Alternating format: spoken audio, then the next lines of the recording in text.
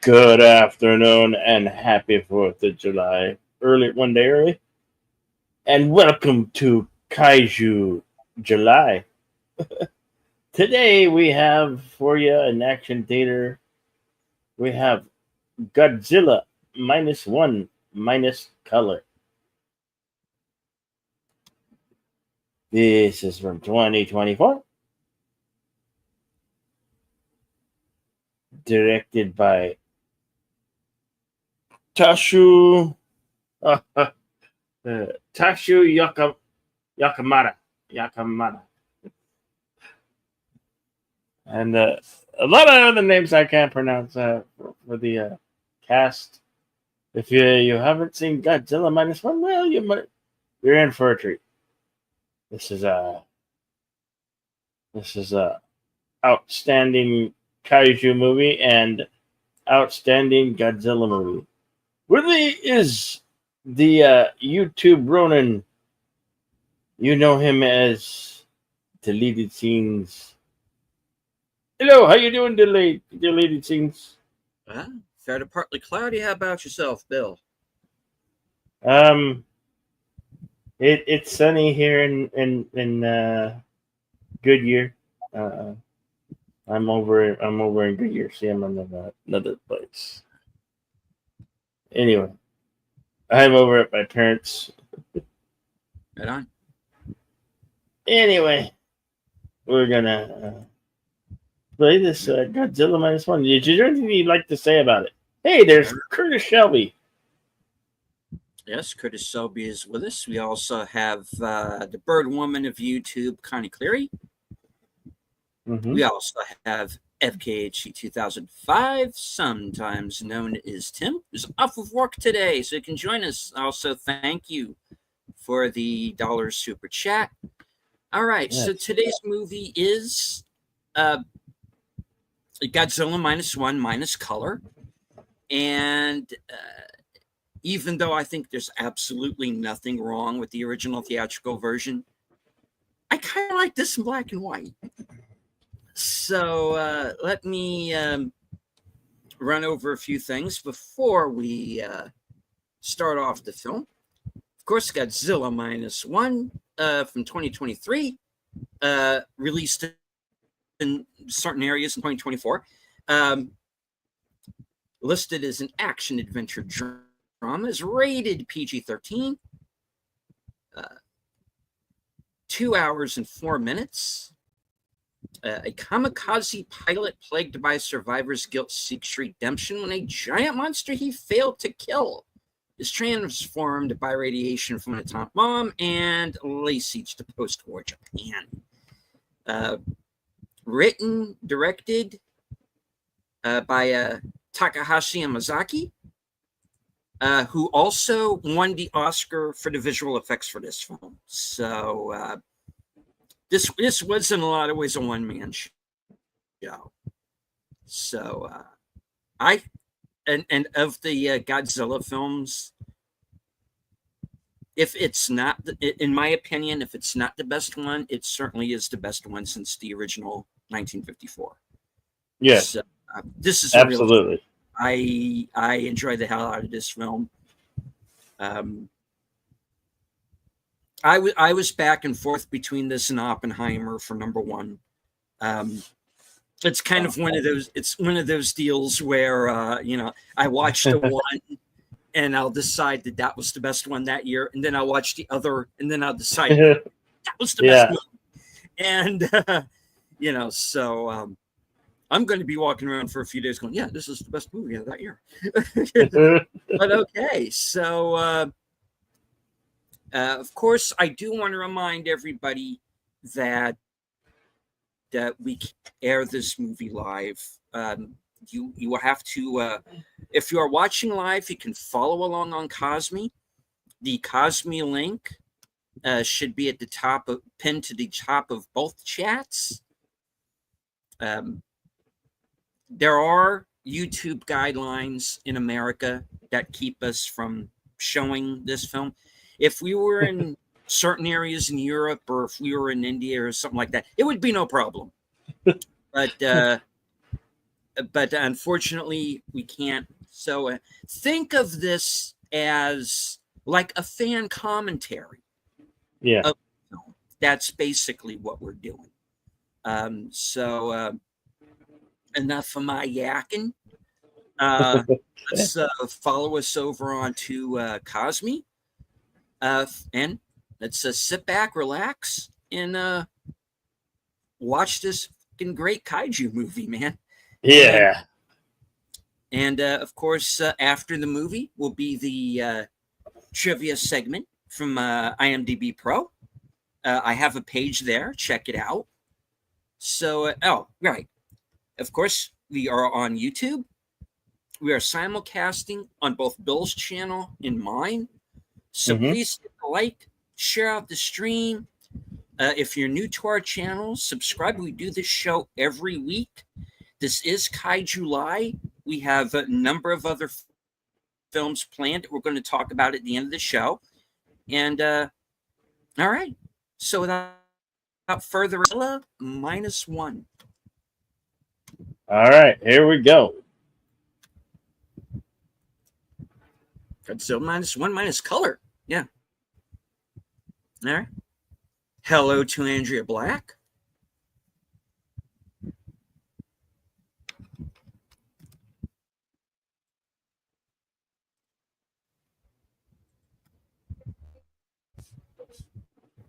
Toho logo. I love this. Every time I see like the Toho logo on a modern movie, oh man, it just sends me back. Oh, and I love this too. This is the original logo. From the 50s. I'd forgot they put it in there. And of course, that year was the 70th anniversary of Godzilla.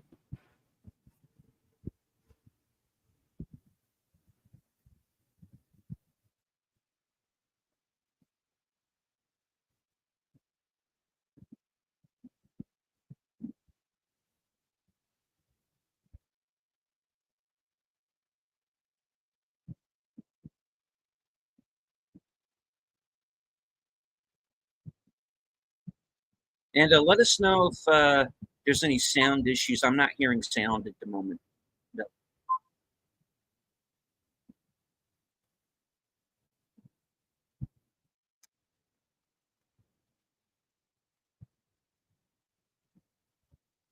Might have to refresh. You hear sound yet?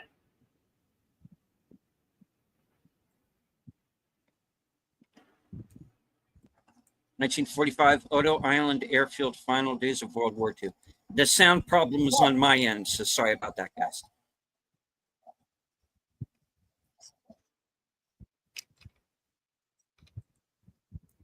Okay, so this island, and we meet basically our two main characters here. Sakashima is our lead guy. Tachibana. And Sakashima is a kamikaze pilot.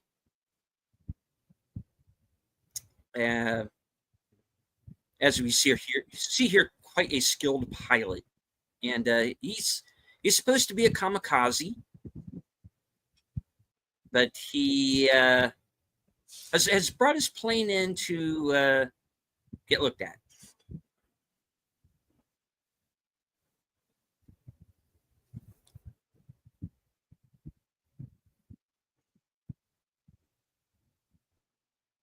Hello, JPR PH1.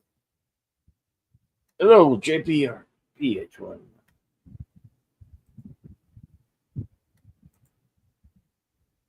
Daniel's hot top. Pronouncing the Japanese good, by the way. Yeah, I know a little bit about a little bit.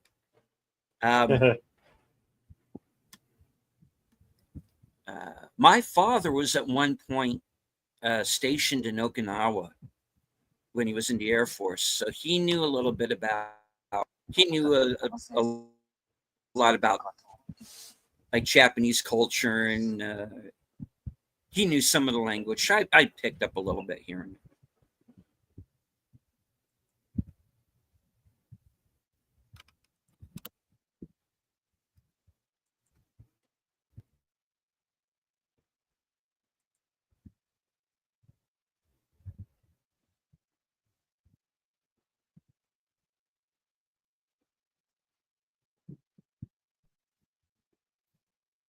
okay.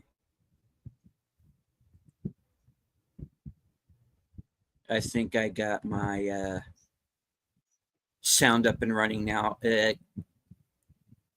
Let me know how I'm sounding, please, guys. Thank you. Yeah, you sounding good. 5 by 5. Okay. Okay.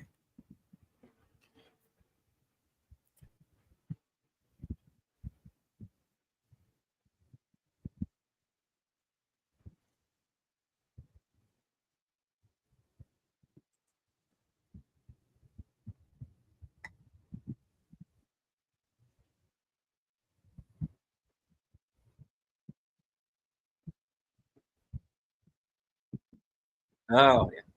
There we go. Yeah.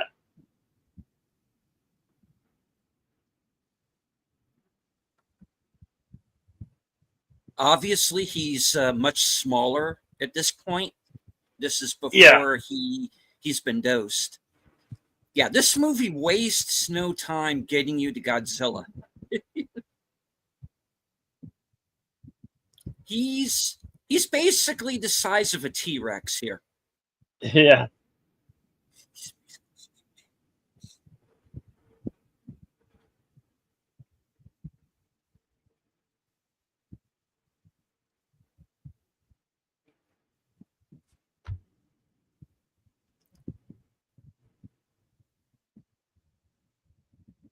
There are parts of this movie that really put me in mind of Letters from Iwo Jima in the way some of it is shot. Yes, Tim. Run away! Run away! Run away. Yeah.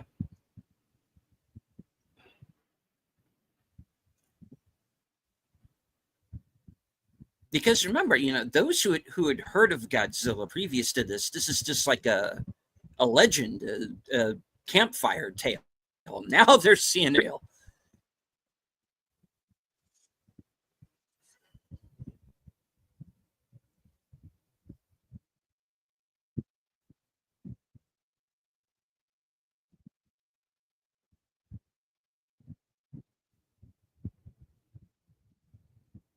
I love the good redesign of Godzilla's facial.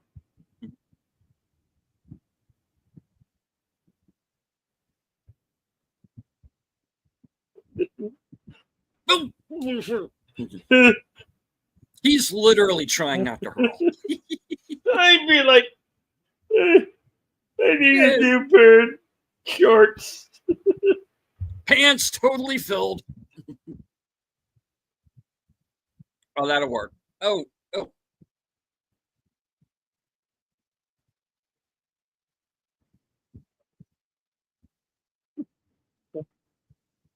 It'll. A small arms fire is only pissing Godzilla off.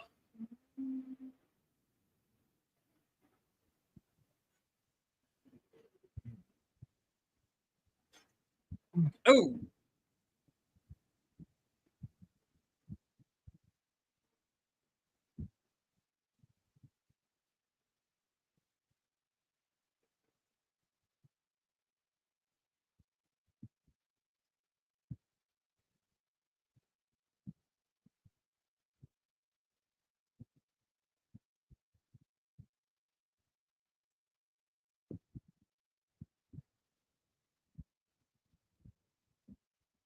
And of course, this is how he gets the leg injury.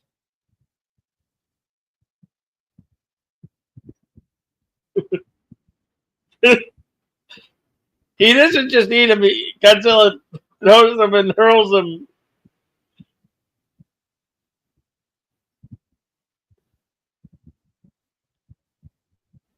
I don't think that's fixable.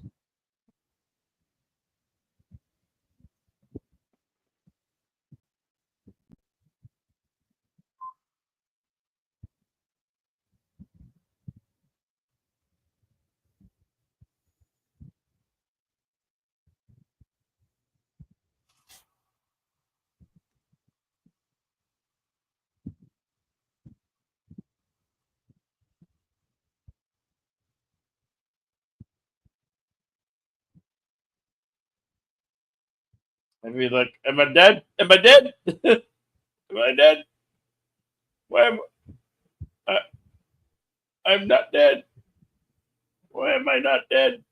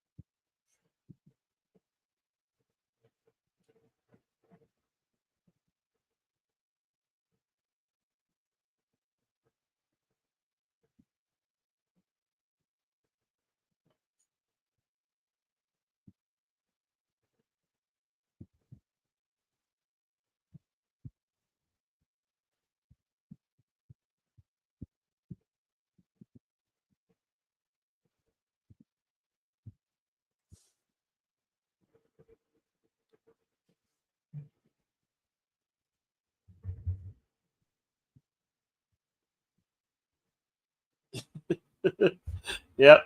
I'm not dead yet.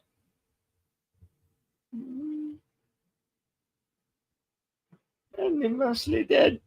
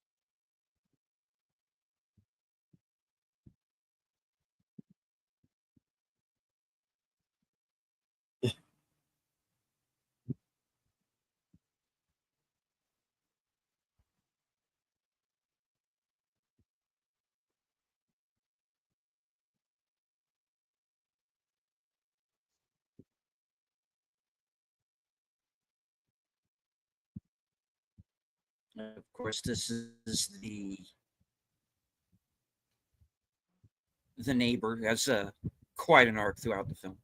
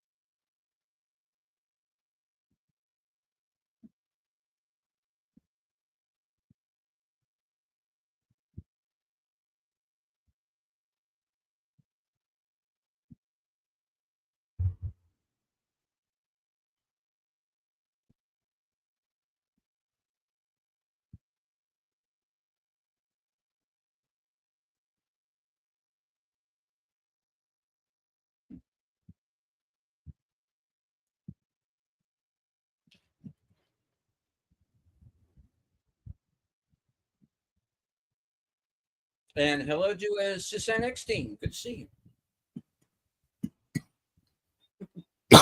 Hello, Susan. you. We now joined GODZILLA already in progress. Yeah.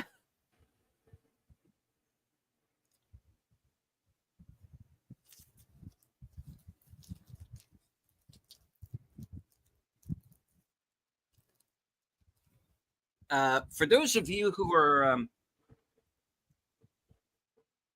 not familiar with the movie that Tim is talking about in the chat, Dedeska Den, is about a guy who thinks he's a train,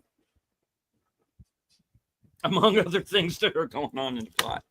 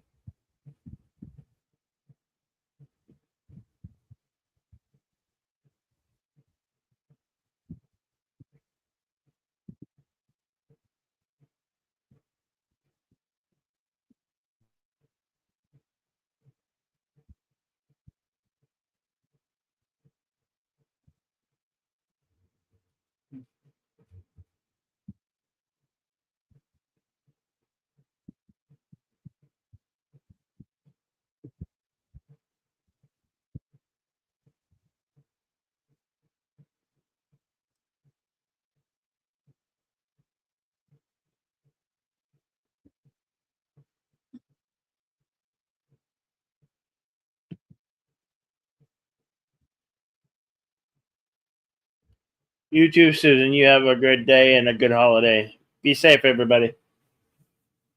Bring your four-legged friends inside on the fourth. They don't like fireworks.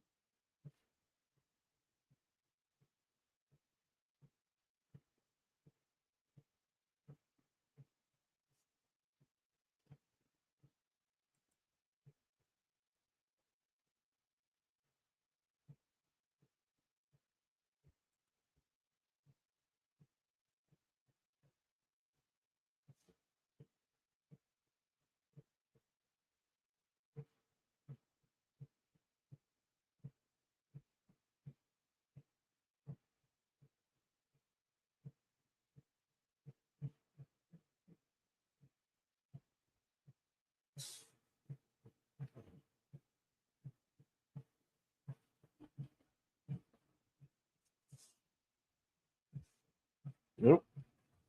I think we lost the leader for a moment. I'm sure he'll be back.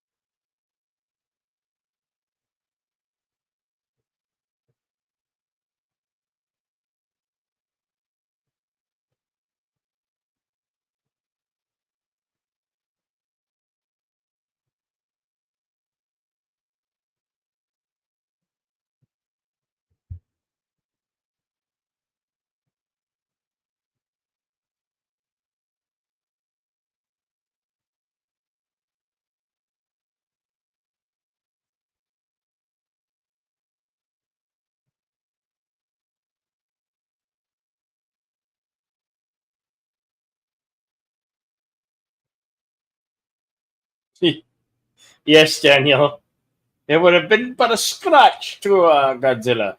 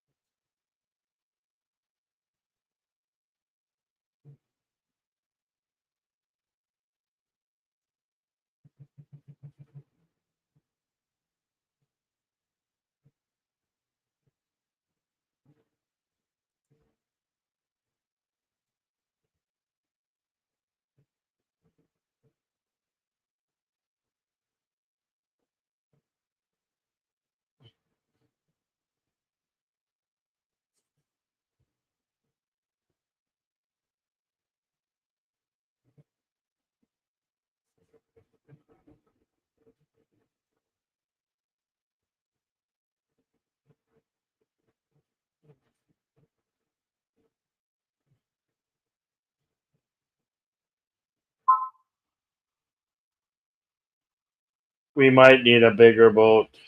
Oh, we're gonna need a much bigger boat and much bigger guns.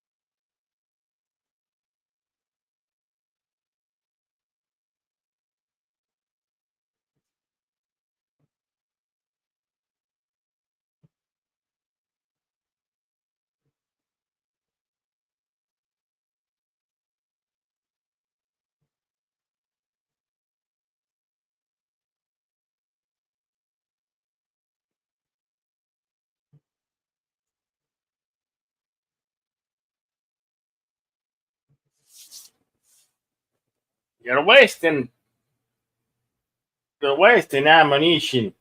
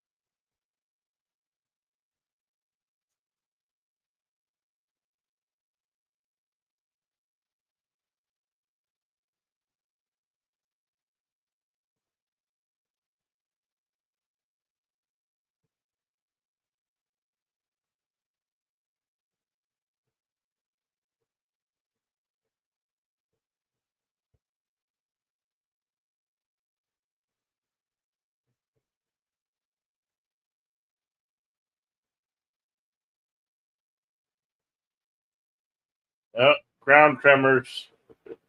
That could only mean one thing.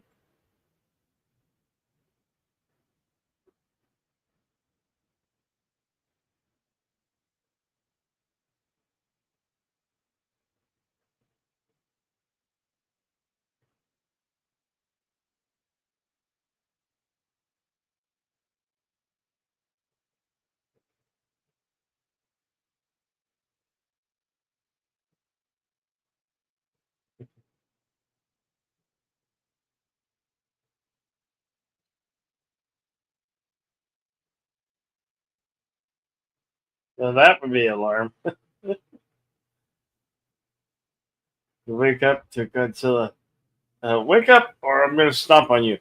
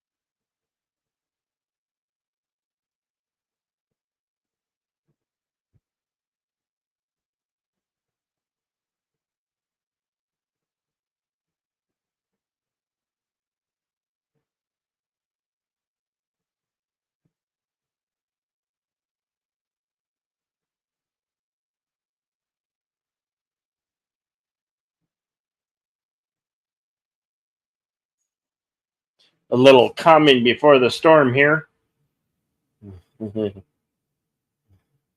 Things are starting to go good,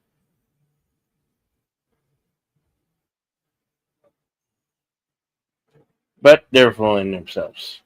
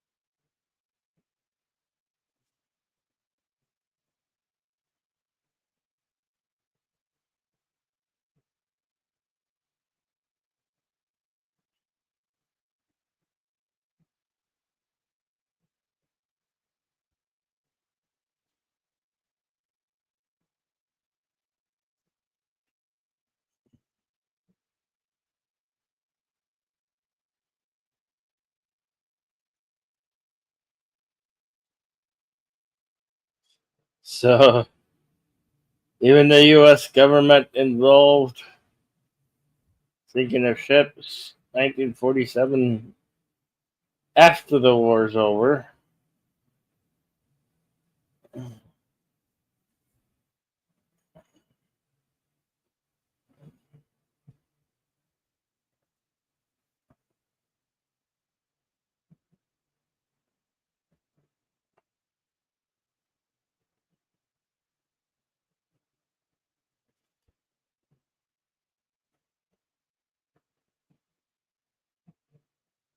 What you know?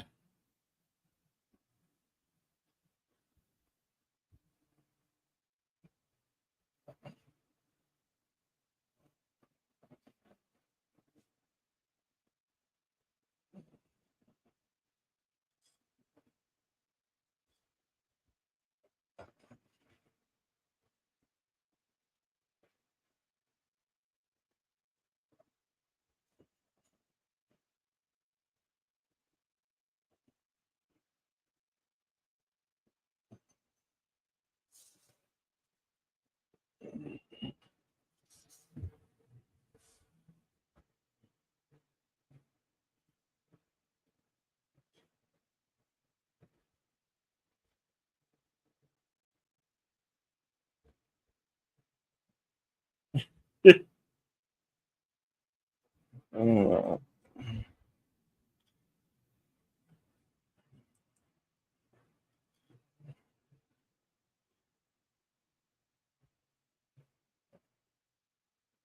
uh,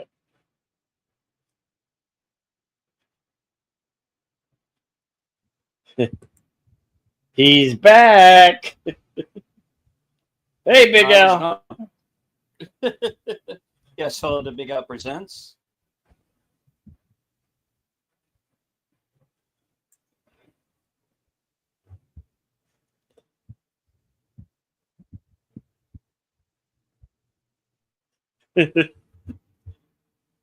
This is this is Godzilla -1 minus color. Minus color.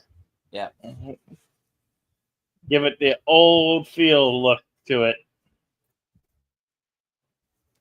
And hello, She-Rock.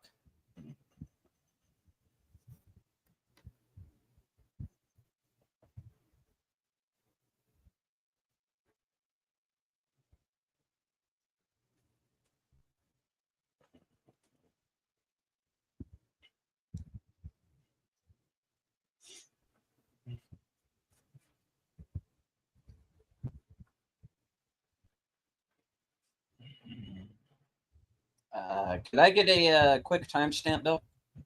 Yep.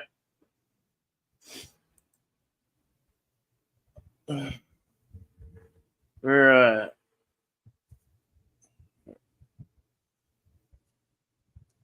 36:35. All right.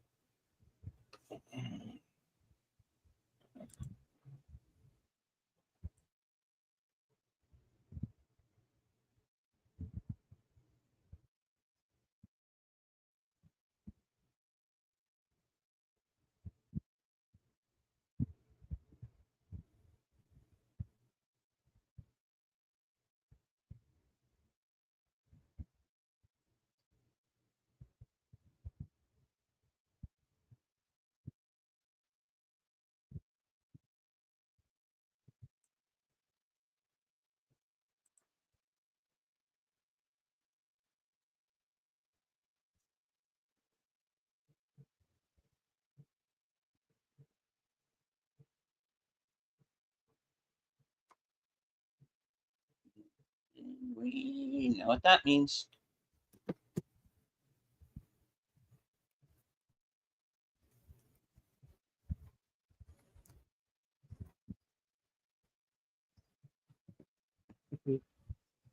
We're gonna need a bigger boat.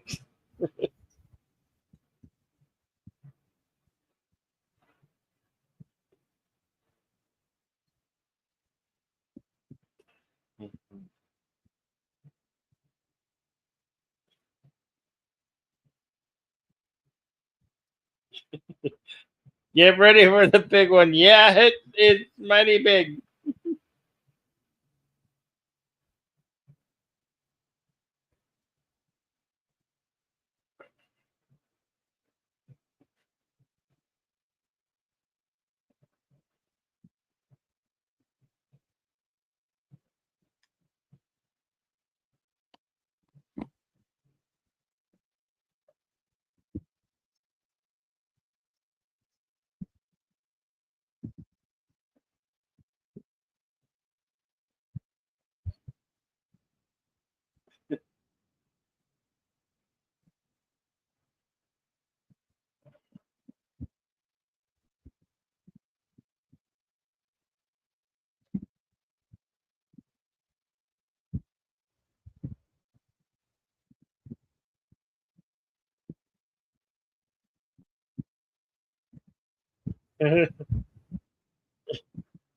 Full throttle. Get running. Get going. God, this is a great sequence.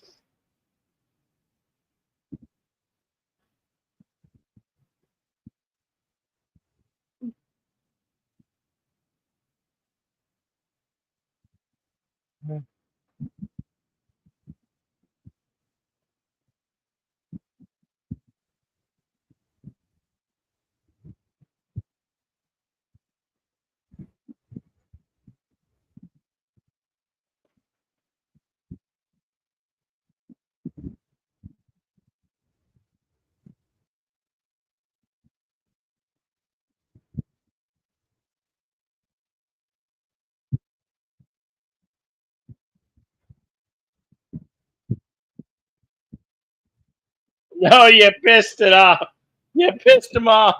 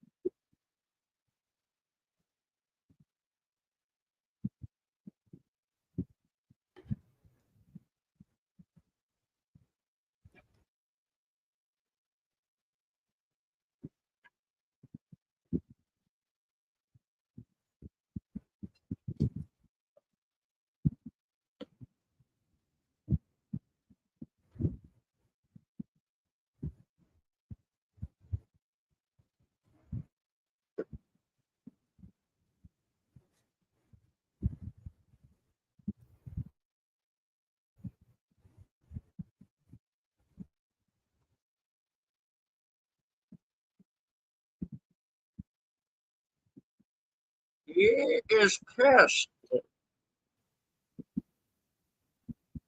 uh,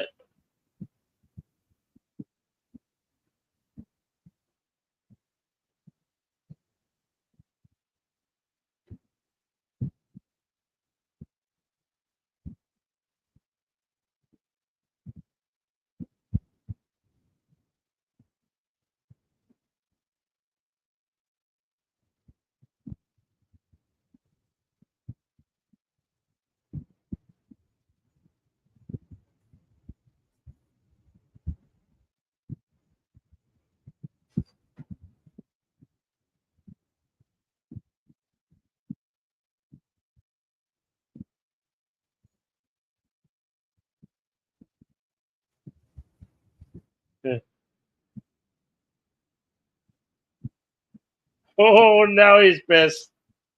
Now he's pissed.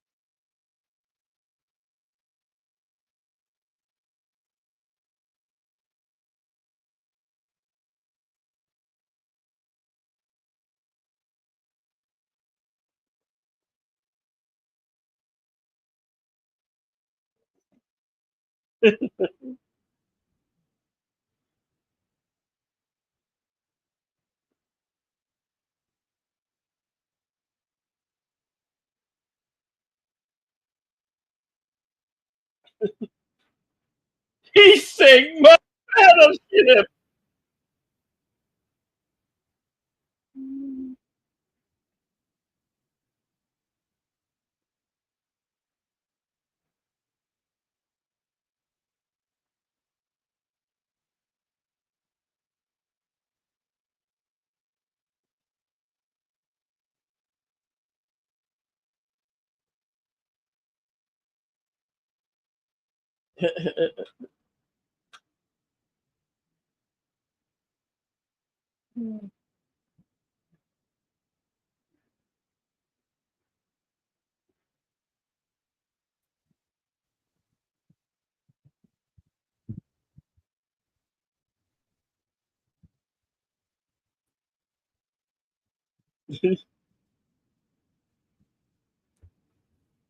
Yep, game over, man. Game over.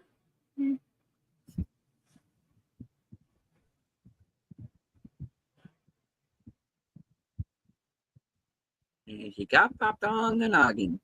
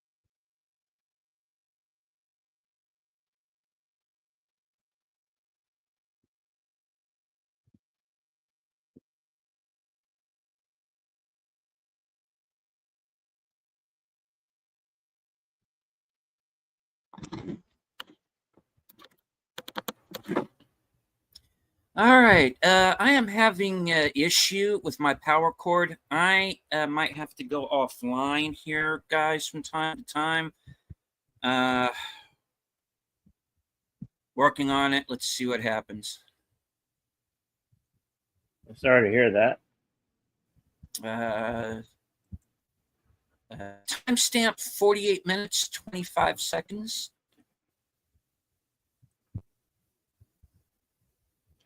And this is when he's finally going to tell Noriko what happened on Odo Island.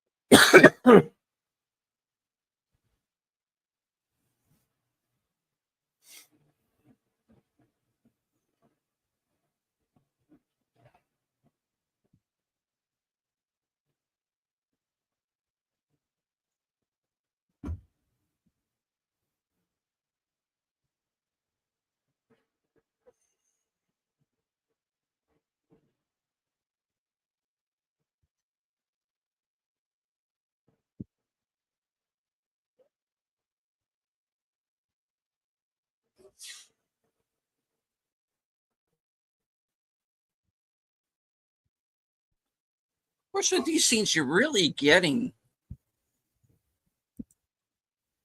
what the movie is actually really about, which is, these men who are ordered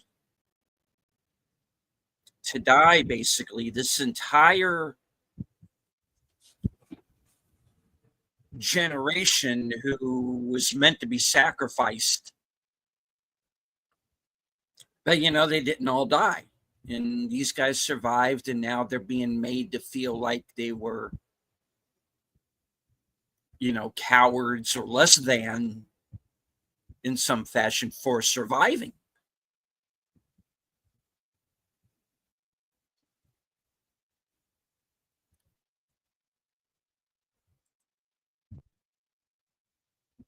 It's basically Grave of the Fireflies with Godzilla in it. Yeah. It's got this very strong anti-war message in it that I think works just as well, if not maybe even a little bit better than all the Godzilla stuff.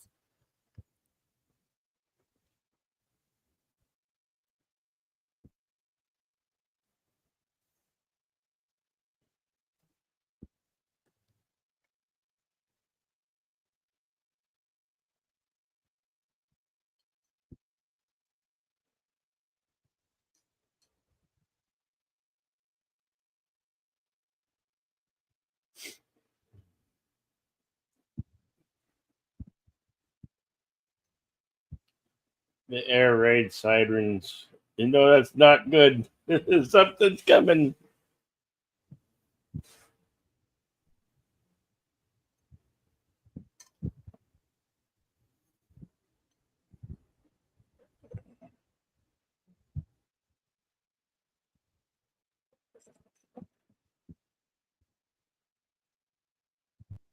Whoops.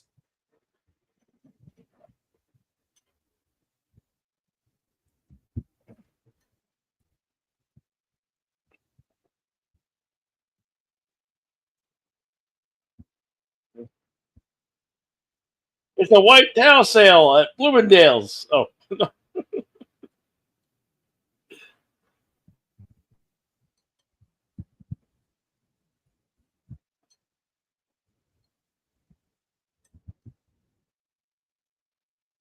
They throw on cars.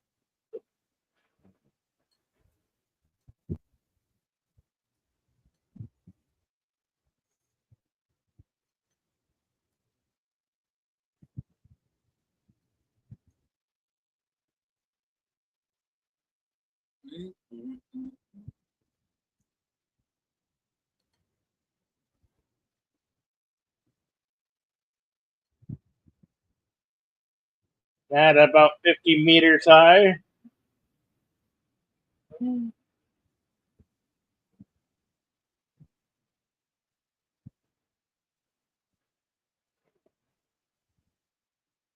of course, they bring back the old theme music here.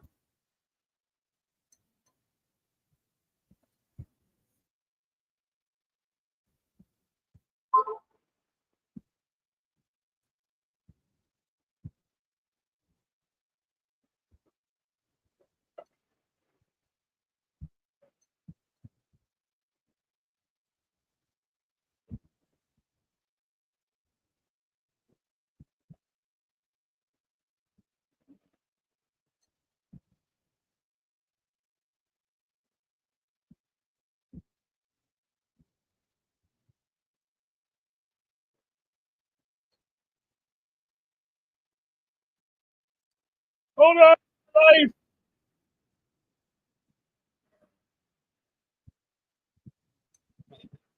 She sees it's over water. It's your best shot.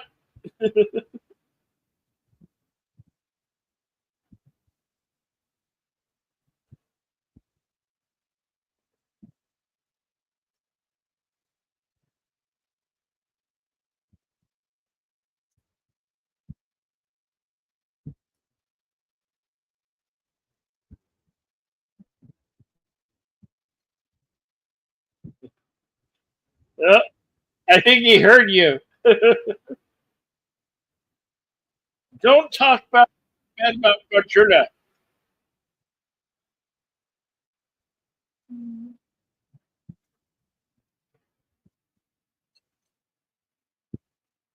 I think you can hear you, Ray.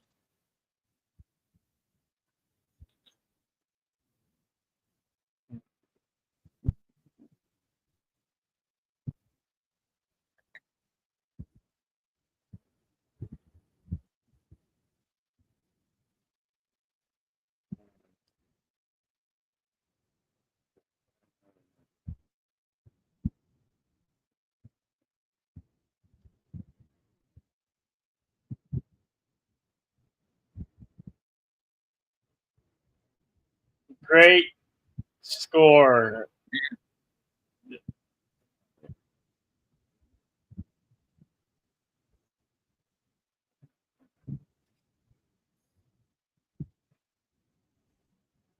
Do you believe me now?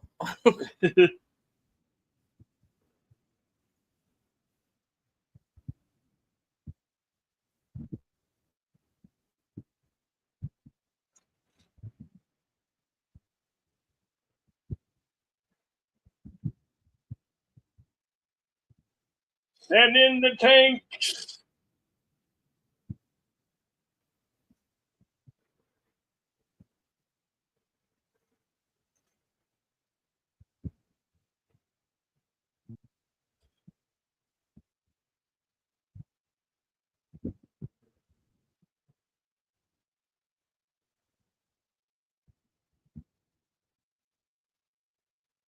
No.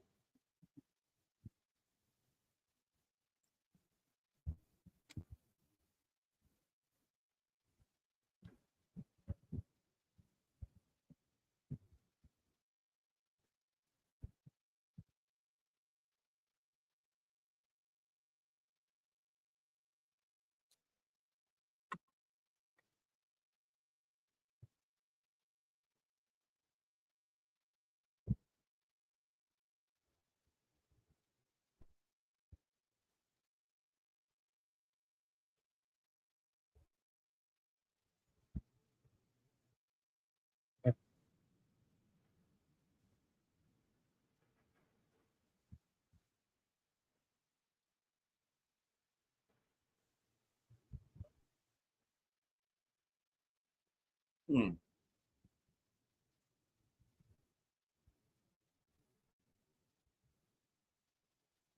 There she goes. Ultimate destruction.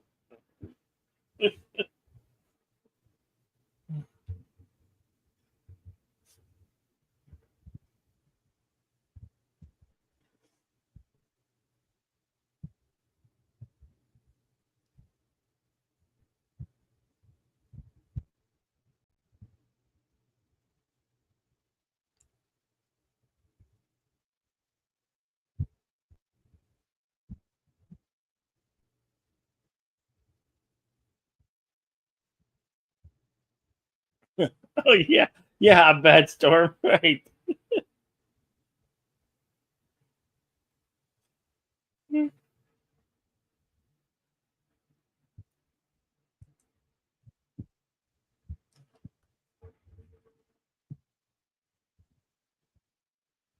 We're at 101.28, 31, 101.31.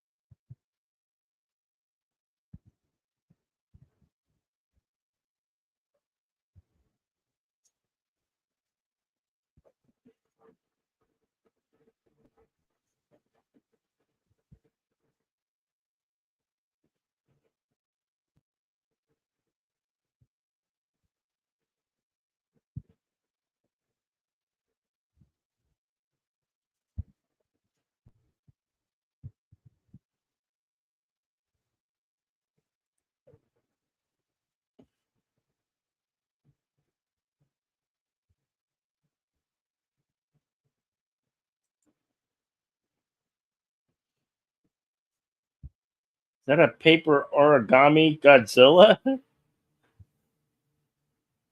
Pretty cool.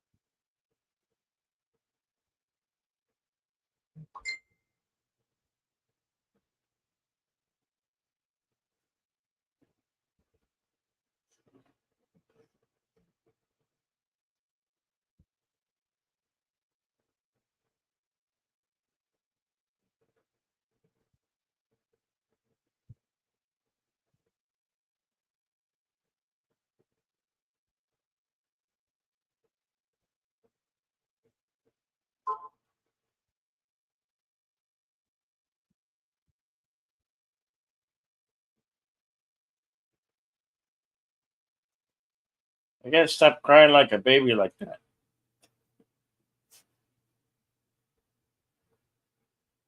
He stepped on my toe.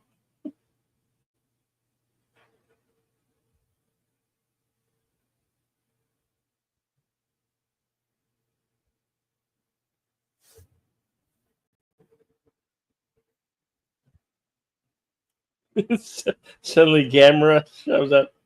I like Gamera. Gamera's cool. He's a turtle.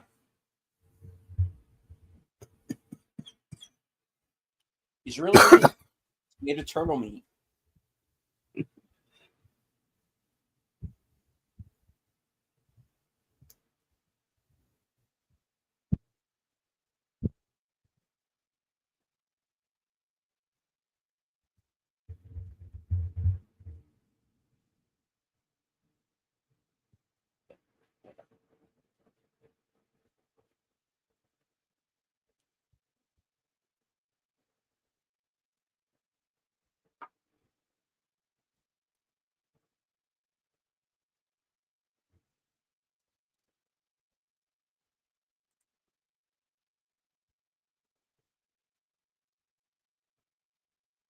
So wherein you had Shin Godzilla, which was all about red tape and bureaucracy and meetings to decide where they're going to have meetings and all this. It's basically a piss take on the Fukushima situation. Here it's kind of the opposite. Here you have these men who have, survived the war, who decide, fine, we're going to go in there and we're going to take care of this ourselves.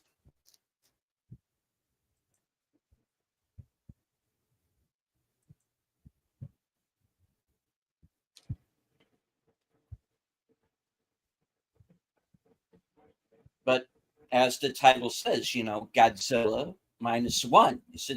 It's like, the war, they were set back to 0 to begin with. Of this new threat.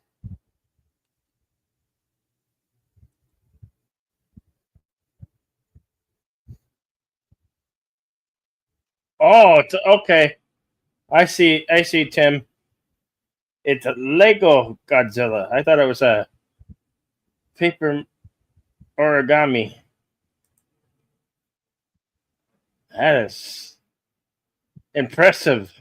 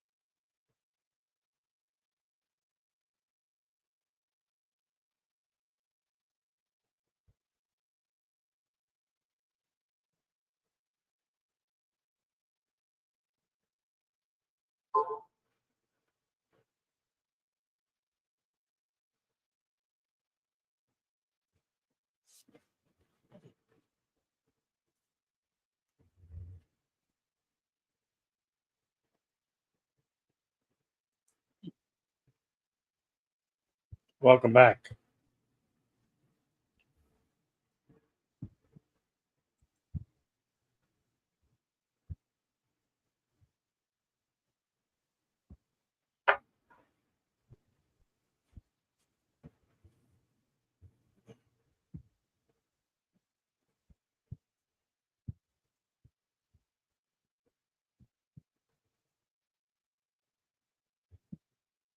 This guy steals the second half of this movie. I don't care.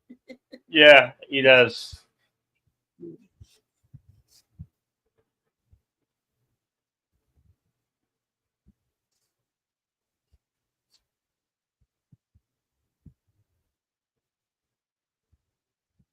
Yeah, yeah. But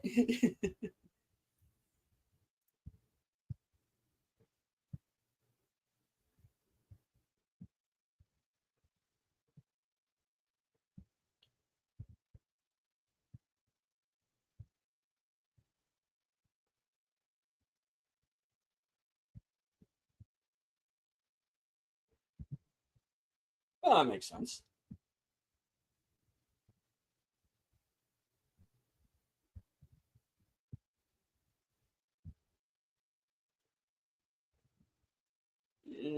Maybe.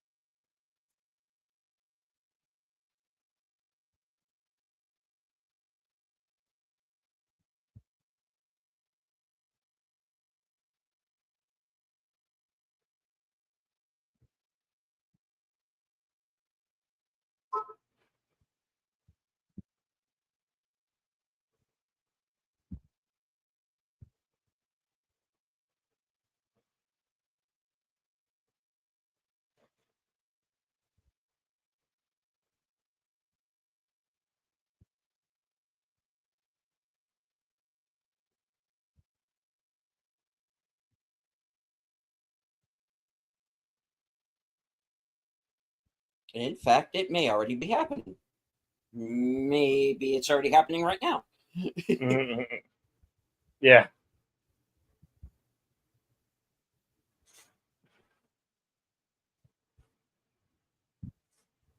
Which kind of makes you wonder, how long has he been thinking about this?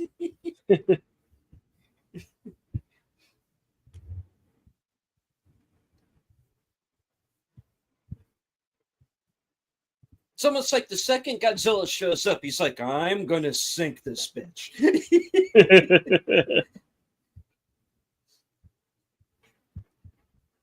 We're at 112.25.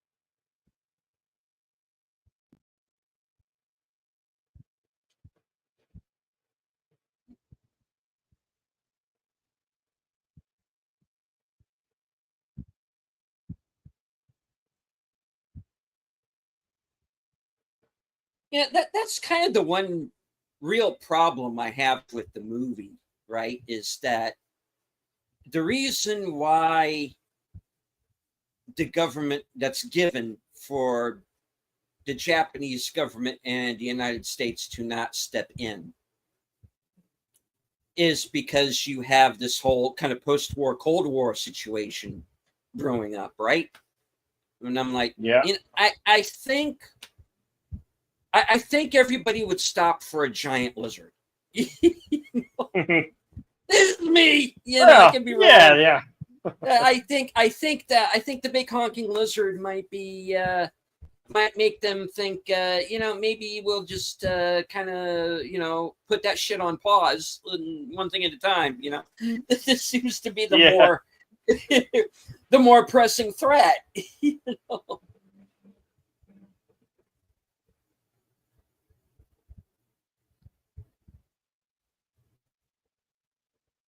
Yeah.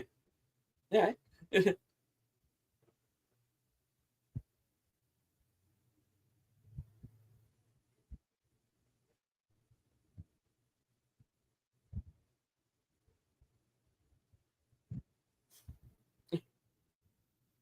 And this is the part where it's like all of these guys are finally getting to use this knowledge that they've gained, during the war, and handling all of this equipment and whatnot. And so it's like, oh, we'll probably die.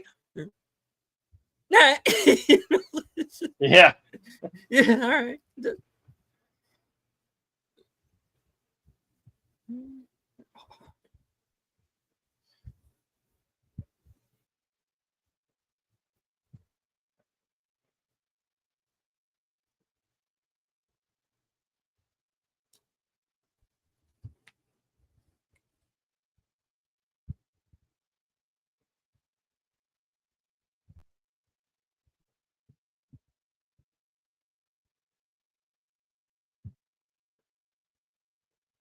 Yeah, that's the point I was making, Tim. Is the Chinese paused their civil war when the Japanese invaded?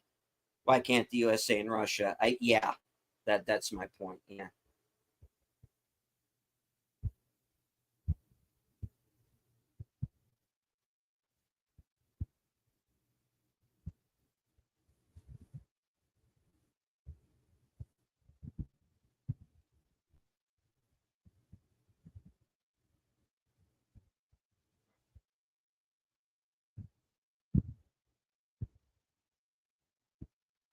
Yeah, Tree Rock. He is kind of the Einstein of the movie. Yeah.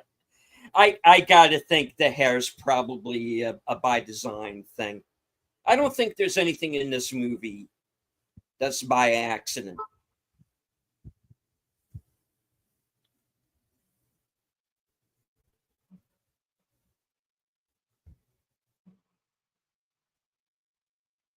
Hmm.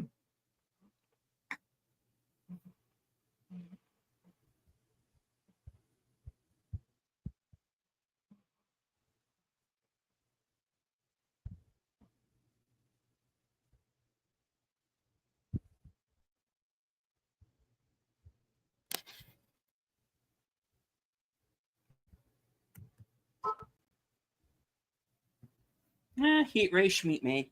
Whichever.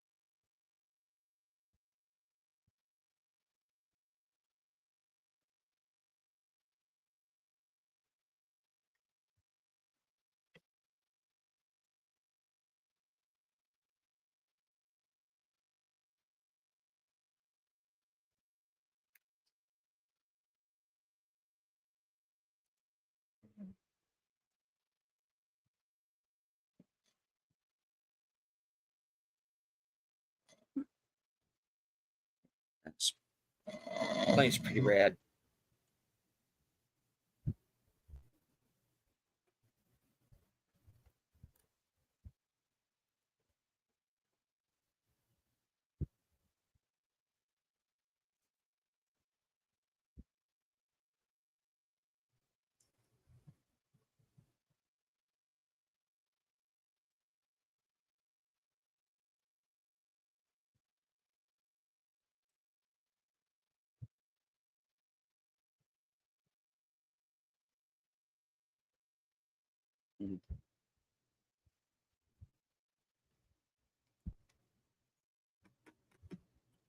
This might be out of Bruce Lee's jurisdiction there, Chirac.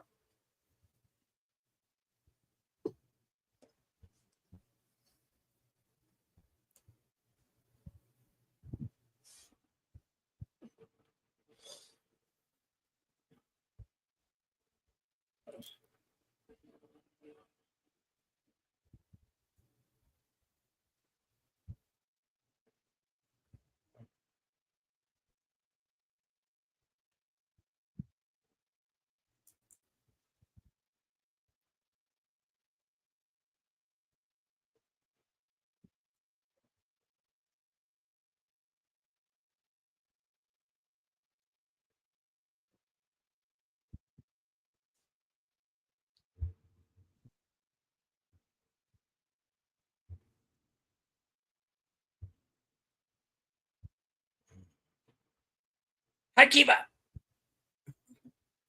What'd you do that for?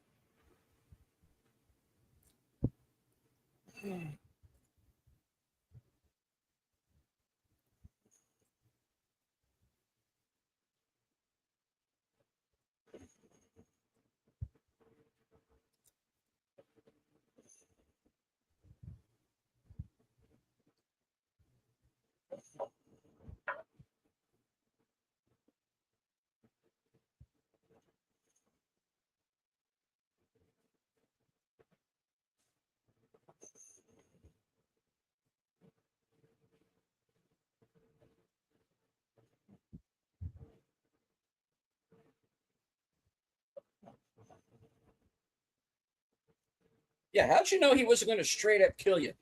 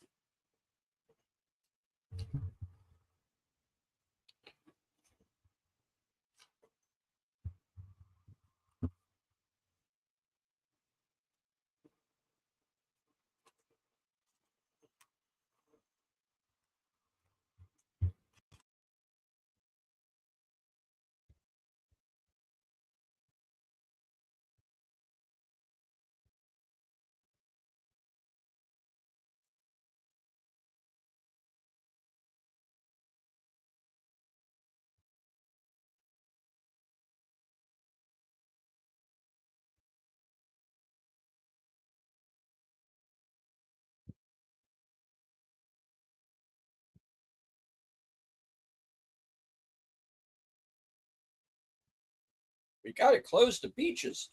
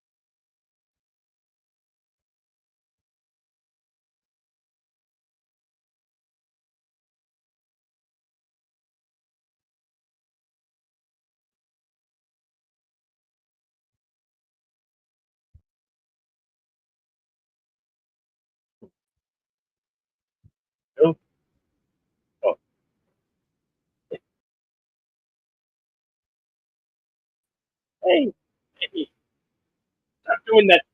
Okay. Welcome back, Bill.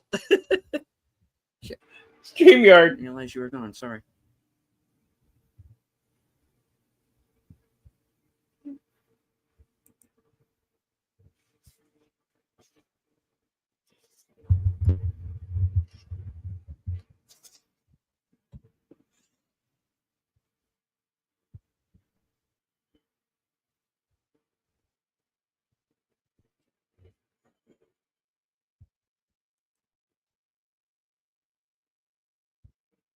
To go into our main. We are in our final act.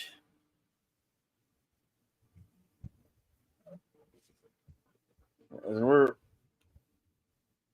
at 137.17.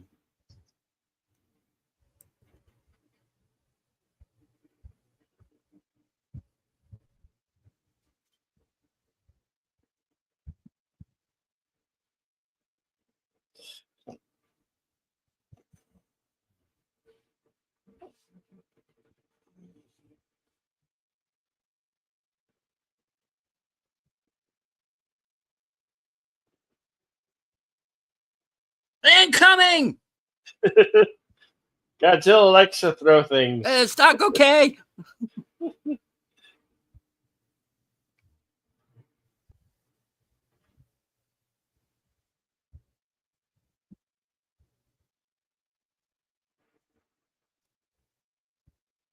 GODZILLA.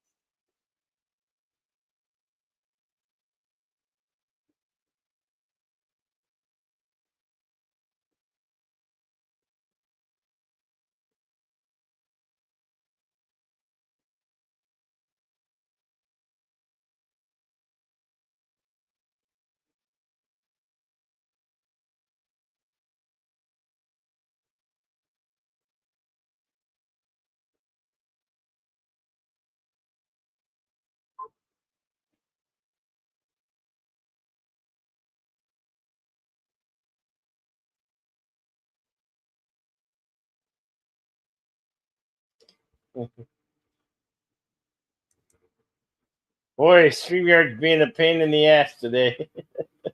It's being a really kaiju.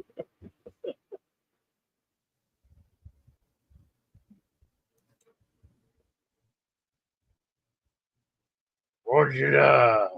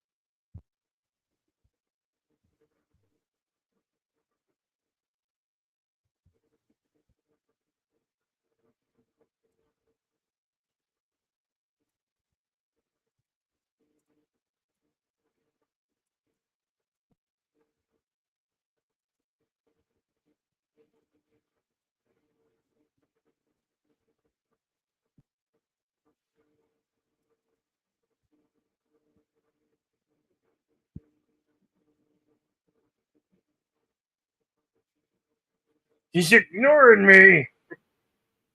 Pompous ass.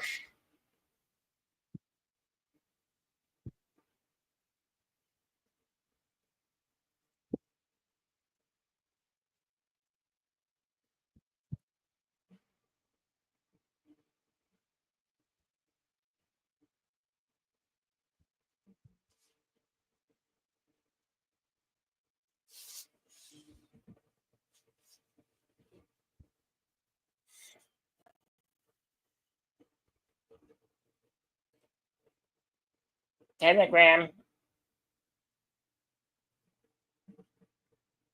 Andygram for Mongo. Andygram for Mongo.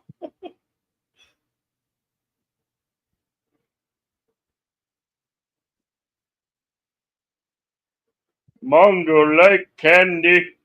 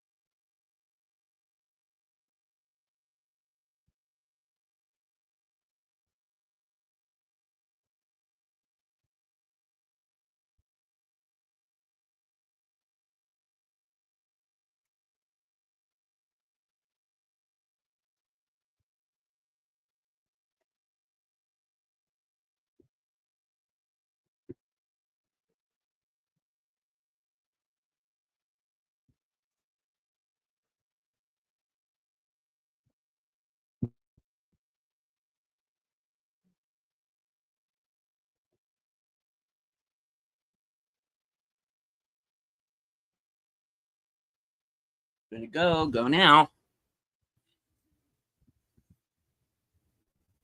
The classic Godzilla.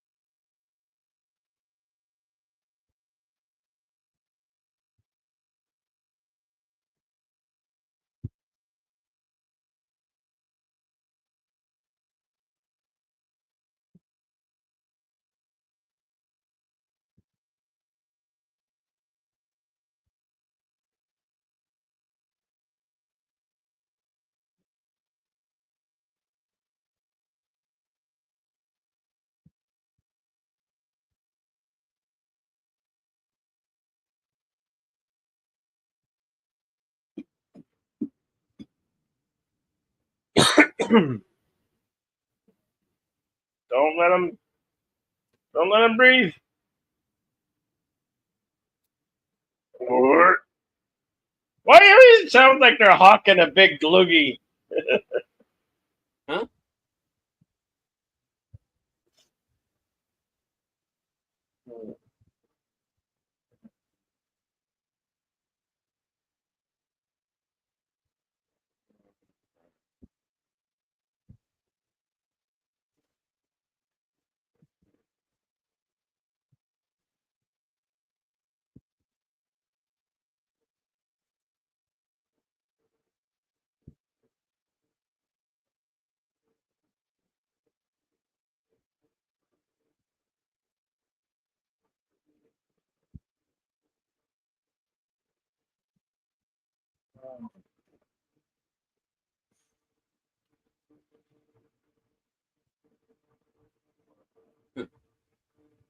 Pilot light went out.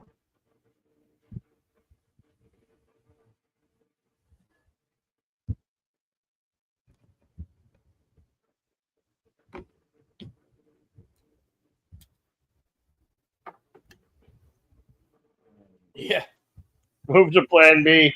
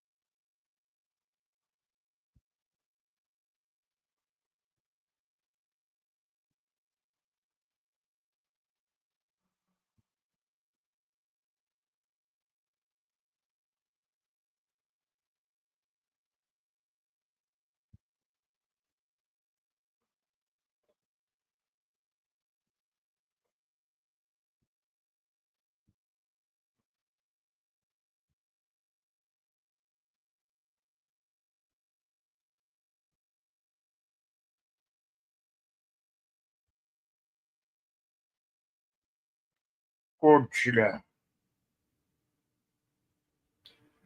Godzilla.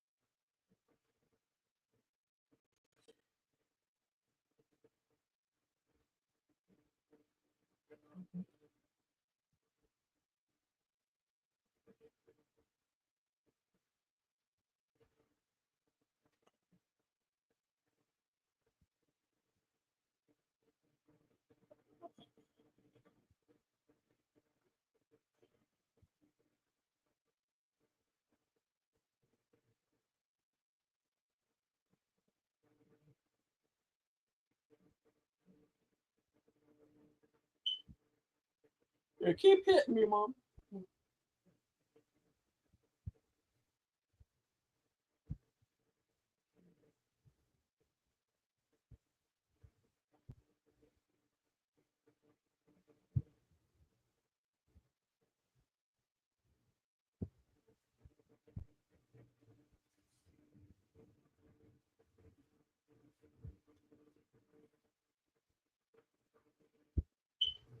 Yay.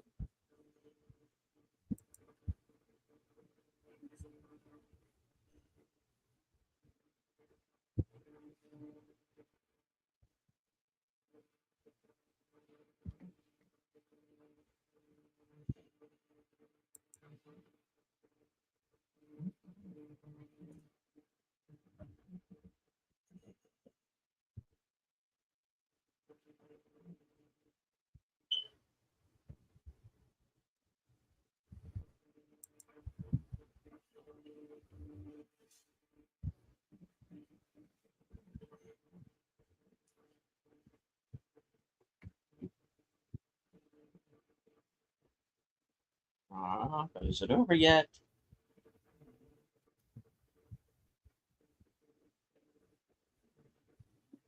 He's regenerating.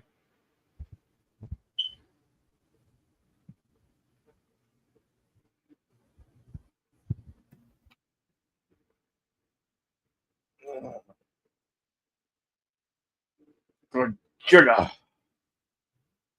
Godzilla. Ah, great film. That's a great Toho Godzilla kaiju film. It never gets old for me. I mean, I've been loving the monster movies.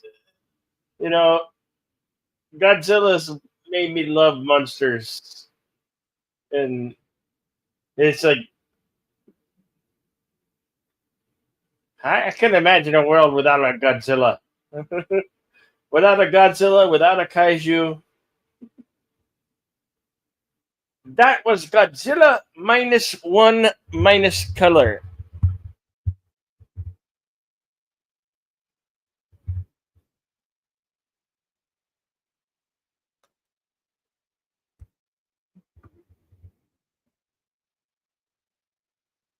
Would you like to consult the scrolls?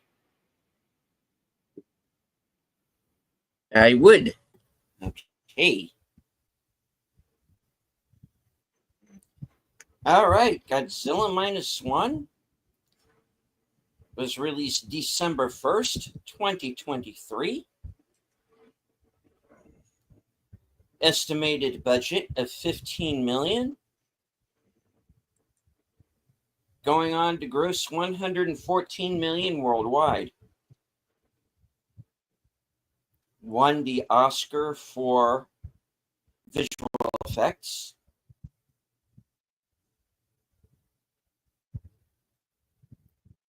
And was filmed on location in Tokyo, Japan.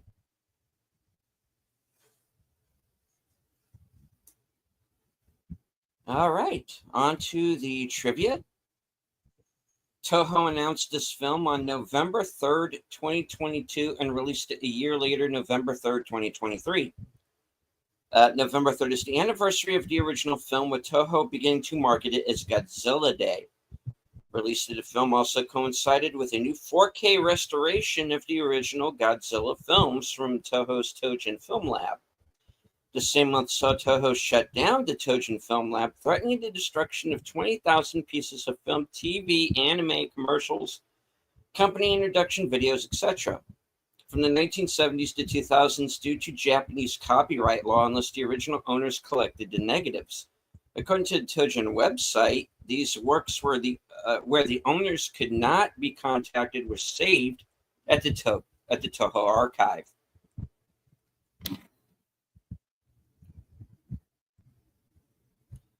Very early production on the film began in late 2019, but the onset of the COVID-19 pandemic meant principal photography could not begin until mid-March of 2022, taking place in Kanto. This is the first Godzilla movie to be a period piece set during the American submission of Japan and almost a decade before the original Godzilla. According to a theatrical pamphlet released with the film in Japan, Shin Godzilla had been so successful both critically and financially that Toho was struggling to make a follow-up. Countless proposals were made, but none felt they could live up to the impact Shin Godzilla had with how resonant and acclaimed it had been with Japanese audiences. It wasn't until Yamazaki had the proposal of making a period piece that Toho could finally begin producing a new film. Every Godzilla design gets a nickname from Japanese fans. For this Godzilla, Toho endorsed Negagoji as the official nickname. However, this has given pause to American fans due to the first part sounding familiar to come on, people. N-E-G-A. That's a Nega. That's how it's spelled. Get it? Mm-hmm. We're too PC here. First part sounding similar to a highly offensive word. As such, Americans have taken to alternate nicknames such as minus Goji.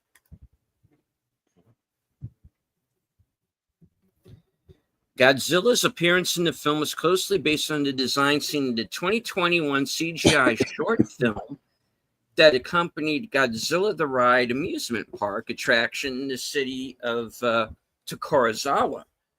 The short was also directed by Takashi Yamazaki, and much like this film, is also a throwback to the Showa era, with Yamazaki considering the era inseparable from the genre.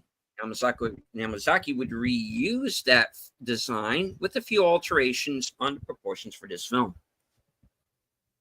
Takashi Yamazaki previously portrayed Godzilla in a film for a daydream sequence in his previous film, Always Sunset on 3rd Street 2, with the design taken from a garage kit maquette based on the Godzilla design from Godzilla, Mothra, and King Ghidorah, Giant Monsters All-Out Attack.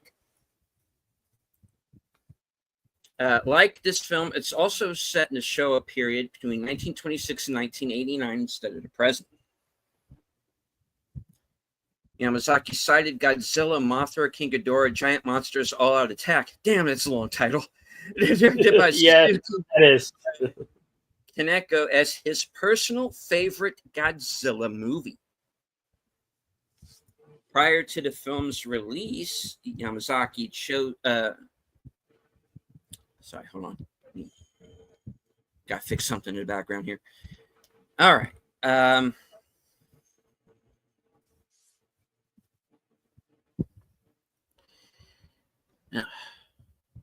Sorry about that. Okay. jumped on me. All right, before the film is okay, prior to the film's release, director Yamazaki chose select Godzilla films to re-release in Japanese cinemas in the lead up to this film. These were the original Godzilla, the Ghidorah the Three-Headed Monster, and the Giant Monsters All Out Attack, long-ass title movie, and Shin Godzilla. This Godzilla film became the fastest release entry in the U.S. 1 month after its premiere in Japan. The previous record holder was Shin Godzilla, which took under 3 months to release in the U.S. after its initial Japanese premiere. It's also only the third Godzilla film after Mothra vs. Godzilla and Shin Godzilla to be theatrically released in the U.S. the same year as its original Japanese release. Instead of creating a new roar, the crew simply played the original Godzilla roar over loudspeakers and recorded the audio. Gareth Edwards, the director of the 2014 Godzilla, which we're going to be showing later on this month, and take care to JPR PH1. Okay. Attended a screening of the film and described feeling jealousy while watching it, stating, "This is what a Godzilla movie should be like, instead of the one you made that doesn't have Godzilla in it." But we'll get to that when we get to the movie. All right. When Godzilla uses its atomic breath, its dorsal plates shift outwards from its body while lighting up, referencing Godzilla Monsters All Out Attack, yada, yada. As the Godzilla suit used in that film had a mechanism to also shift its dorsal plates up, though in a more subtle manner. I think they meant manner. Lighting from the tail upwards also references the recent Hollywood films. When asked about the differences between the American adaptations and the Japanese originals, Yamazaki stated that while the American Godzilla is only focused on being monstrous, the Japanese interpretation is both as a monster and as a god, commenting that the point of international Godzilla is that he's a really powerful monster, but a Japanese Godzilla is halfway a godlike creature in many ways. Not necessarily a religious god, but more like a Japanese god, a malevolent and destructive one, Yamazaki emphasized. The fact that Godzilla is both a god and a monster is a point that should not be overlooked in the Japanese Godzilla. The Hollywood version of Godzilla leans forward and looks like a monster ready to fight. I don't know if I should say this myself, but I think Godzilla should be made in Japan. Yeah.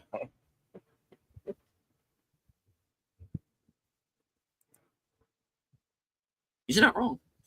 For Godzilla's suite heard during Godzilla's landfall, composer Naoki Sato used the version of the Godzilla theme as arranged by composer Akira Ufukube in Mothra vs. Godzilla. In the second version of the suite for the finale, the main title from the original film is incorporated with the theme from King Kong vs. Godzilla, an arrangement originally created by Akira Ufukube for his Symphonic Fantasia composition in 1983, which was also reused in the end credits of Godzilla vs. Destroyer.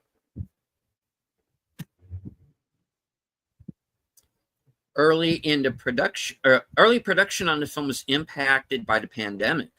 The delay gave director Yamazaki nearly 3 years to revise his story and script. In the theatrical pamphlet that accompanied this film's original Japanese release, Yamazaki commented on how this had an impact on the theme of the film, mentioning that similarly to how Godzilla is about the bombing of Hiroshima and Nagasaki and Shin Godzilla is about the Fukushima nuclear disaster, his Godzilla film has a subtle nod to the pandemic.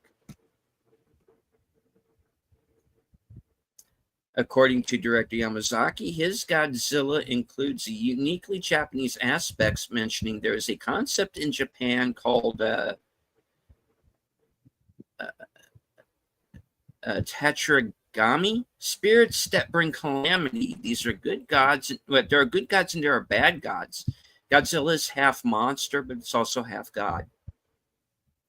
According to Yamazaki, his Godzilla would remain close to the themes of Ishiro Honda's original film, stating, "I love the original Godzilla, and I felt I should stay true to that spirit, addressing the issues of war and nuclear weapons." Debuting with 100% on Rotten Tomatoes, reviews from Americans were overall positive.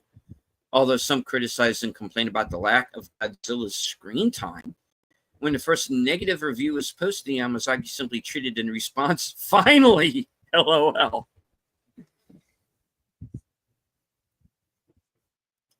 right. The name of the protagonist, Tsukushima, coincides with the name of a squadron that conducted the first successful kamikaze attack. The Tsukushima squadron, led by Lieutenant Yukio Seki, hit and sank the USS St. Lo in 1944.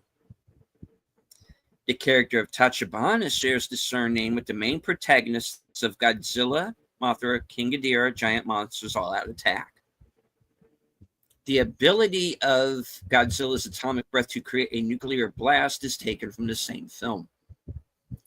The lead character's name, Koichi, was a nod to Koichi Kawakita, who was the special effects director at Toho from the late 80s to the 90s. Kawakita got his first job at Toho working on Ishiro Honda's Goroth after the retirement of Teruyoshi Nakano, would be promoted as the head of special effects on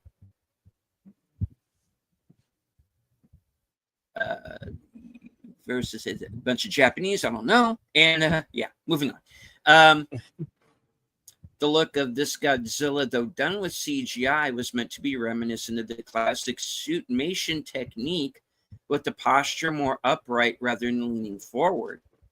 The design mixes elements from several prior films, with the strongest influence being the 90s versus Heisei era design, which is the generic design Toho has long used for merchandising, and the design from Giant Monsters All Out Attack. Yamazaki's early concept art even gave Godzilla pupilless white eyes, much like the GMK incarnation. Although there had been entries in the MonsterVerse series as well as anime adaptations, lead actress Minami Hamabi, probably got that wrong, sorry, promoted this as the first true new Godzilla film in the 7 years since 2016's Shin Godzilla.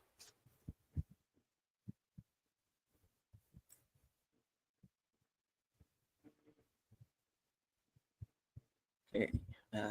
Yamazaki's film takes inspiration from and homages various previous Godzilla films. Aside from the original film, Giant Monsters All Out Attack informed Godzilla's antagonistic portrayal. The protagonists, being ordinary civilians, takes cues from Godzilla Raids Again, including both films having pilots as main characters. And their characterizations are reminiscent of Ishiro Honda's Godzilla films. The main protagonist, Tsukushima, shares his character motivation with the main protagonists of Godzilla vs. Megaguirus and Godzilla against Mechagodzilla. The political background dealing with U.S. and Soviet Union tensions is an approach shared by The Return of Godzilla, aka Godzilla 1985, which we're also going to be showing. Yep. Godzilla's origins are explored similarly to Godzilla vs. King Ghidorah, and likewise, the film shares the thematic climax of a ragtag group of people coming together to confront Godzilla from Shin Godzilla. All of the Toho Godzilla films have two directors, the general first unit director and a second effects director. Director Yamazaki was not only the general director, but also supervised the visual effects, a distinction shared only with Ishiro Honda, who had to fill in as the effects director for E.G. Shirabaya on All Monsters Attack. Shirabaya, however, is the one who was credited in the film. The -1 refers to the fact that Japan had already been devastated by World War II, hence brought down to 0. But with the emergence of Godzilla, it puts Japan into the negative. This is reflected in the film's original Japanese tagline, which translates to post-war Japan from 0 to minus. The first Godzilla film produced by Toho to get an extended release in U.S. theaters since Godzilla 2000. Most subsequent films were released directly to home media in the U.S., while Shin Godzilla was given a limited release by Funimation during the month of October 2016. Also, the first Godzilla film distributed solely by Toho International, since up until Shin Godzilla, Toho had to rely on U.S. distributors to pick up and release their films.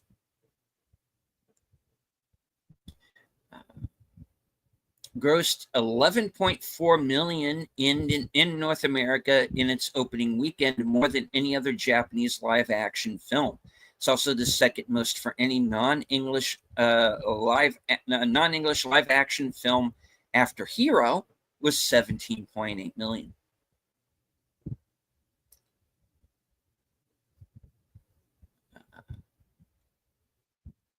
Godzilla -1 is the movie of director Takahashi Yamazaki with the most CGI shots, a total of 610. 100 more than in Space Battleship Yamato, his previous record. Internet personality and lifelong Godzilla fan James Rolfe called this the best Godzilla film ever made. The movie was the first non-English language live-action film to hit the top spot domestically in the U.S. since its sourcing, the other one being Hero in 2004. Yeah, we said that already. Moving on. All right. I'll read off a few more of these because there's many. All right. All right. During the aftermath of the attack on Ginza, a logo appears on a wall that many have confused for the Umbrella Corporation logo. However, this symbol was actually from the 8th Army Exchange Service Tokyo PX building and can be seen in historical photographs of the building from 1946. The film did not get theatrically released in China, Korea, Taiwan, and many other Southeast Asian countries. While no official statement was made, many viewed that Toho avoided releasing the film in these nations due to their animosity and lingering resentment towards Japan during World War II, exacerbated by the film's setting. After only being available through streaming and digital in these nations, the film ended up garnering mixed reception, particularly from South Korea.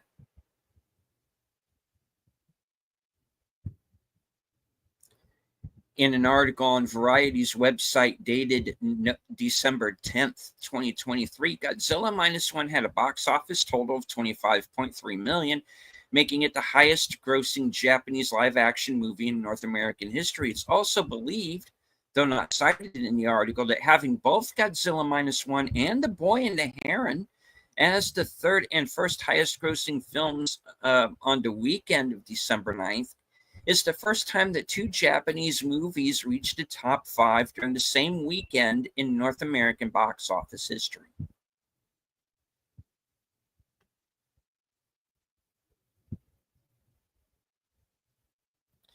All of the named warships in the film are among the few UN ships to survive the war in reality.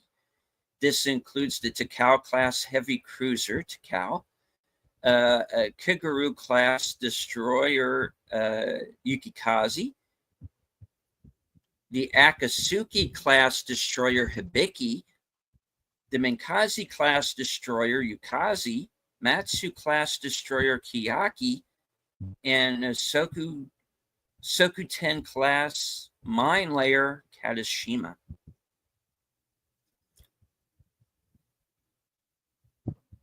The named destroyers in Mine Layer have their names printed on the side of the hull in capitalized Latin script. However, the usual katakana, which is correct for post-war, rather than the usual katakana, which is correct for post-war surrendered ships. It is the first Japanese Godzilla film to be theatrically released in Brazil since the terror of Mechagodzilla. The film's box office run in North America managed to outgross its box office in Japan. This is a distinction shared with Godzilla vs. Megalon, which only had a limited run in Japan as part of Toho's Champion Festival, a matinee program for children from the 1970s, but was highly successful in the US after an aggressive marketing campaign from its American distributors. This film beat every Hollywood MonsterVerse films at the Japanese box office, outgrossing each of their individual totals. All in all, the modest team of 35 artists completed the film with only 610 VFX shots. For comparison, the Hollywood-made Avengers Endgame used 2,500 VFX shots and had a budget of $365 million. There was also a practical model used for reference in creating the digital version of Godzilla. Over 100 of these VFX shots were water shots, a number that is almost unheard of in Japan, said visual effects director Kyoko Shuibaya. People were saying, "We don't know what you guys are thinking or doing. You must be out of your mind to make that many." Shibaya joked. The scene when Godzilla sinks into the ocean was one of the most difficult to create. And in a nice moment of synchronicity, harkens back to the oxygen destroyer weapon from the original film.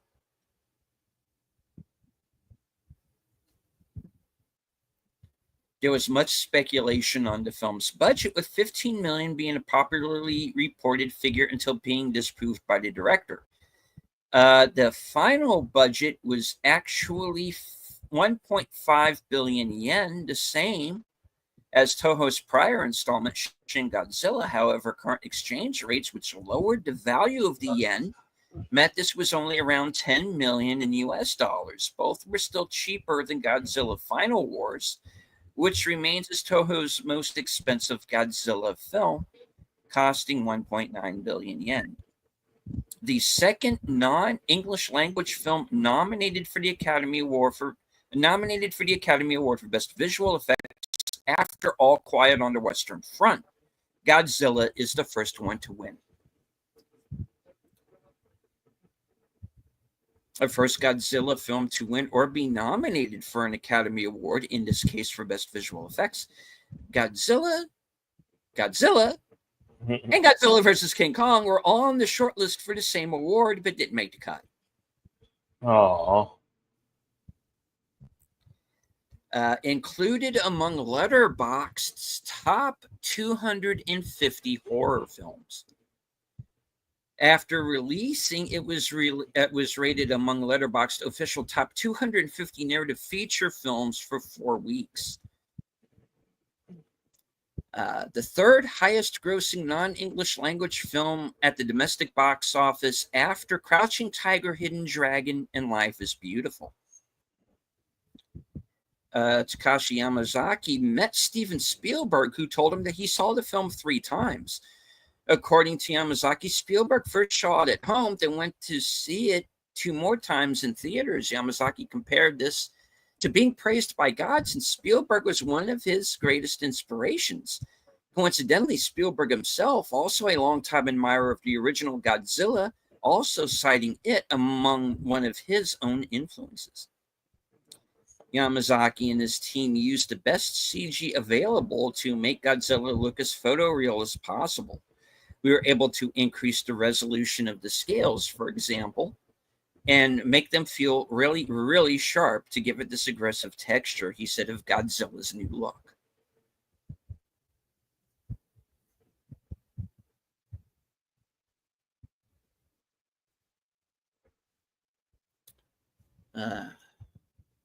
All right, I'm going to read this off as the last one here.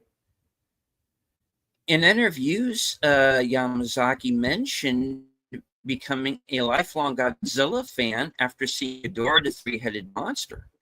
Elaborating on how it felt to finally make a Godzilla film, Yamazaki stated, "For me, as soon as I saw my first kaiju film as a kid, and I realized that there was such a thing as making kaiju films, I knew my life would lead.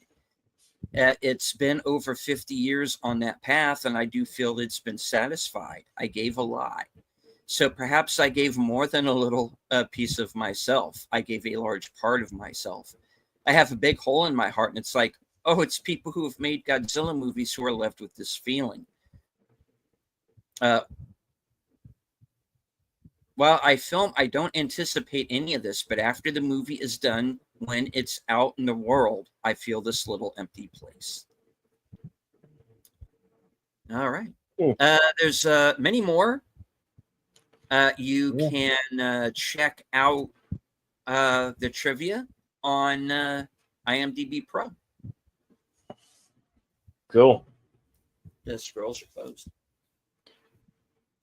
And for those of you who may be joining us late and you want to go back and watch from the beginning, or if you come upon this this broadcast, the film is available on physical media, and you can also find both the color and the minus color version, which we watched here today. Both are on Netflix. So if you have access to Netflix, you can watch it in that fashion, and you can watch it with our voiceover. Just like I said at the beginning, just treat shows like this like it's a fan commentary track. That's what I do. So, yeah. We got more kaiju lined up for you this month. This is just the beginning. we got Godzilla 1985, or as it known, also known, have another name, Return of Godzilla, which will be going on Saturday, Extra Dose, for this coming Saturday.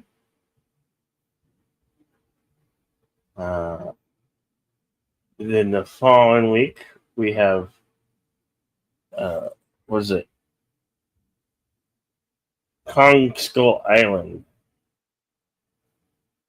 I believe that's the next one up in our lineup after Godzilla 1985. We appreciate y'all being here. And, we do hope you have a happy 4th of July. Be safe. Enjoy the barbecue. and if you have four-legged friends, keep them indoors, because the fireworks scares them. They don't like the poppy pop, the fireworks. So keep them indoors. Enjoy your families.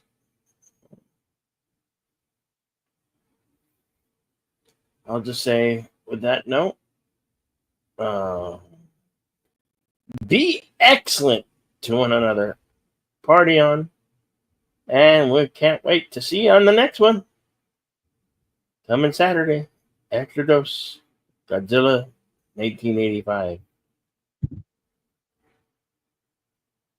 Deleted? Yes.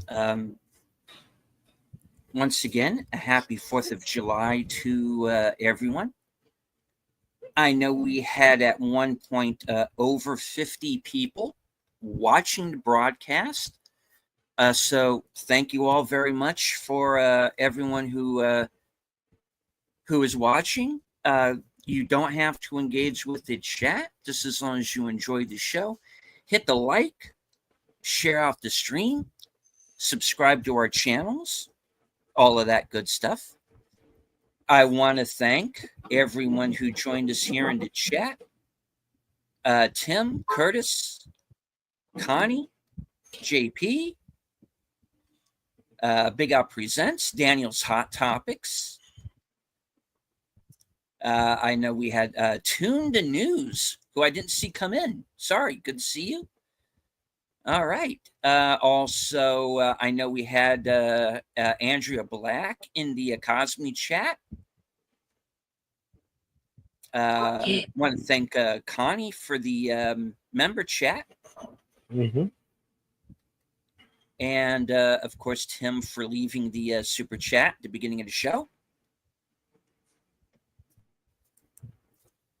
As Bill said, for Extra Dose will be the return of Godzilla, a.k.a. Godzilla 1985, with Raymond Burr returning. Join us right here next week. Same bat time, same bat channel for Pacific Rim. And then the Extra Dose next Saturday, the 12th, Godzilla 1998. Yeah. All right. Roland Emmerich, Dean Devlin. Roland Emmerich, Dean Devlin. Yep. Mm. All right. So in the meantime, I would like to remind everyone of my my program, Coming Attractions, scheduled for 11:30 p.m. Eastern this evening. Hopefully, my computer will not crap out on me between now and then. Hopefully. I'm having a bit of a power cord issue. I might have to get that part replaced. I don't know. But you get to find out what's coming up for my channel and where I'm going to be, including tomorrow night. I am going to be joining Big Al Presents for a special 4th of July edition of Films with Friends. We're going to be joined by Troy Pacelli, Netter's Network, and Sir Torrin Clegane. And we are going to watch 1776 at a special time of 7 p.m. Okay. So join us there. And as I always say at the end of every show, thank you all very much once again for joining us. And we will see you Saturday at 3:30. And right back here next week, same bat time, same bat channel, back at our regular time, Thursday at 4:30. From HQ, our second home office in Arizona, and all points north, south, east, west, and beyond. Good night. Take care. Stay strong. Be safe and healthy. Try not to upset any prehistoric monsters or do anything that will grow them from tiny to very big. Because this is how we win.